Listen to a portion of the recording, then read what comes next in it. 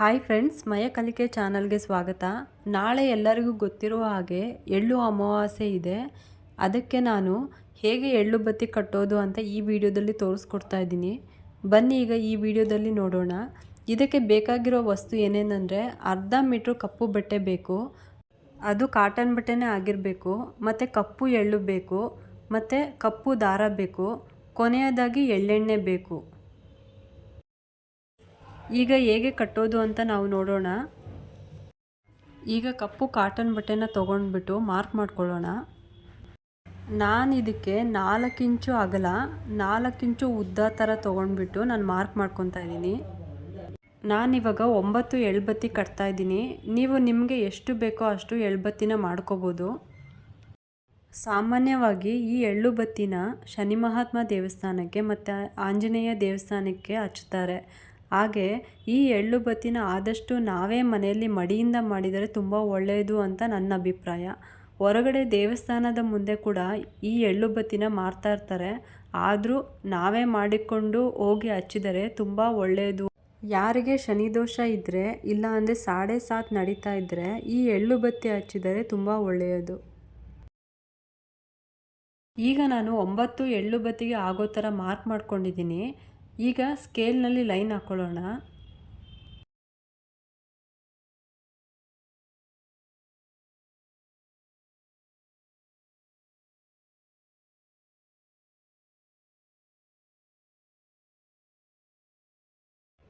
ಈಗ ನೀಟಾಗಿ ನಾವು ಈ 9 ಪೀಸ್ನ ಕಟ್ ಮಾಡ್ಕೊಳ್ಳೋಣ.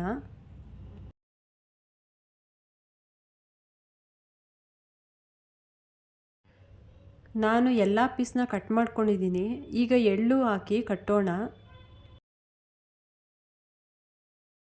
ಈಗ ನಾವು ಫ್ರೆಂಡ್ಸ್ 1 ಅಥವಾ ಅರ್ಧ ಸ್ಪೂನಷ್ಟು ಕಪ್ಪು ಎಳ್ಳನ್ನು ಆ ಕಪ್ಪು ಬಟ್ಟೆಯ ಮಧ್ಯಕ್ಕೆ ಇಟ್ಟು, ಹಾಗೆ ಉಳಿದ ಅಕ್ಕಪಕ್ಕ ಬಟ್ಟೆನ ಒಳಗೆ ಹಾಗೆ ಫೋಲ್ಡ್ ಮಾಡಿ, ನಂತರ ದಾರದಿಂದ, ಅದು ಕಪ್ಪು ದಾರದಿಂದಲೇ ಕಟ್ಟಬೇಕು ಫ್ರೆಂಡ್ಸ್, ಬೇರೆ ದಾರ ಯೂಸ್ ಮಾಡಬಾರ್ದು.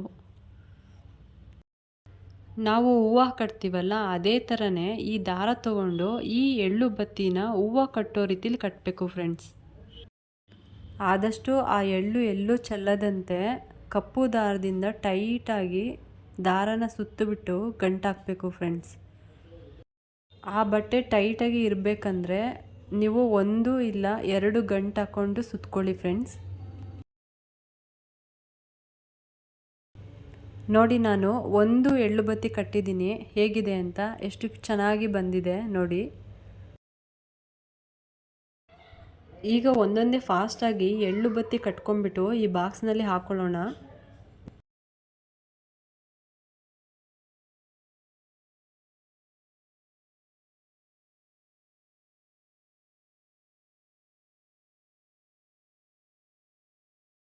ಈಗ 9 ಎಳ್ಳು ಬತ್ತಿ ಕಟ್ಕೊಂಡ್ಬಿಟ್ಟಿದ್ದೀನಿ.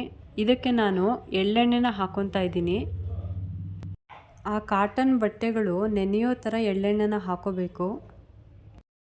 ಈ ಎಳ್ಳು ಬತ್ತಿನ ನಾವು ನಾಳೆ ಹಚ್ತೇವೆ ಅಂದರೆ ಇಂದಿನ ದಿನವೇ ಇದನ್ನೆಲ್ಲ ನಾವು ರೆಡಿ ಮಾಡ್ಕೋಬೇಕು ಫ್ರೆಂಡ್ಸ್. ಏನಕ್ಕಂದರೆ ಇಂದಿನ ದಿನವೇ ನಾವು ರೆಡಿ ಮಾಡಿ ಇಟ್ಕೊಂಡ್ರೆ ಈ ಎಳ್ಳು ಬತ್ತಿಗಳು ಎಳ್ಳೆಣ್ಣೆಯಲ್ಲಿ ಚೆನ್ನಾಗಿ ನೆಂದಿರುತ್ತೆ. ಅದಕ್ಕೋಸ್ಕರ ನಾಳೆ ನಾವು ಹಚ್ತೀವಿ ಅಂದಾಗ ತುಂಬ ಈಸಿ ಆಗುತ್ತೆ. ನೋಡಿದ್ರಲ್ಲ ಫ್ರೆಂಡ್ಸ್, ಎಳ್ಳು ಬತ್ತಿ ಹೇಗೆ ಕಟ್ಟೋದು ಅಂತ. ನಾಳೆ ನೀವು ಕೂಡ ಎಳ್ಳು ಬತ್ತಿ ಹಚ್ಚಿ ಅಂತ ಹೇಳುತ್ತಾ ಈ ವಿಡಿಯೋ ಮುಗಿಸ್ತಾ ಇದ್ದೀನಿ. ಈ ವಿಡಿಯೋ ನಿಮಗೆ ಇಷ್ಟ ಆಗಿದ್ದರೆ ಒಂದು ಲೈಕ್ ಮಾಡಿ, ಶೇರ್ ಮಾಡಿ ಮತ್ತು ಸಬ್ಸ್ಕ್ರೈಬ್ ಮಾಡಲು ಮರಿಬೇಡಿ ಫ್ರೆಂಡ್ಸ್. Thank you.